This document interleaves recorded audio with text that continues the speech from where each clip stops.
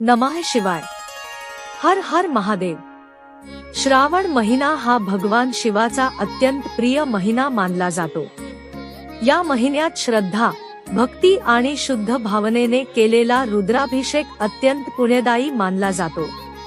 रुद्राभिषेक केल्याने मनःशांती, आरोग्य, कुटुंबातील सुखसमृद्धी आणि आध्यात्मिक उन्नती मिळते, अशी श्रद्धा आहे।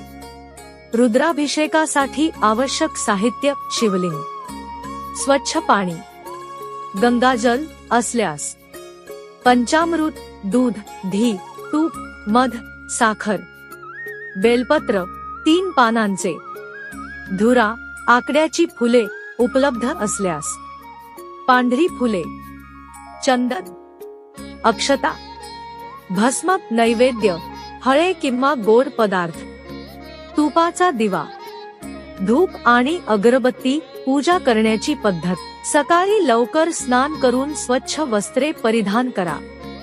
पूजास्थळ स्वच्छ करून दिवा लावा। गणपतीये नमः म्हणत श्री गणेशाचे स्मरण करा। भगवान शिव आणि माता पार्वतीचे ध्यान करा। शिवलिंगावर प्रथम स्वच्छ पाणी आणि गंगाजल अर्पण करा। त्यानंतर पंचामृताने अभिषेक करा। पुन्हा स्वच्छ पाण्याने शिवलिंग स्नान घाला।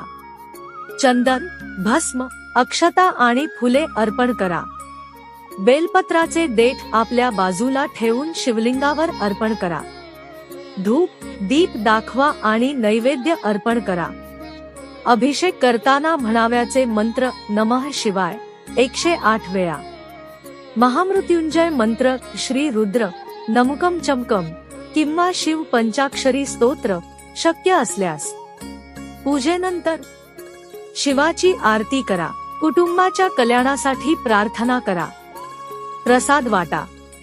दिवसभर शक्य असल्यास सात्विक आहार घ्या आणि शिवनामाचा जप करा।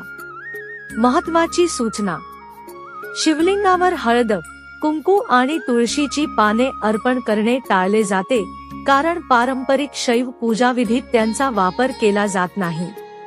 पूजा नेहमी श्रद्धा, शुद्ध मन आणि नम्र भावनेने करा। हर हर महादेव। नमः शिवाय।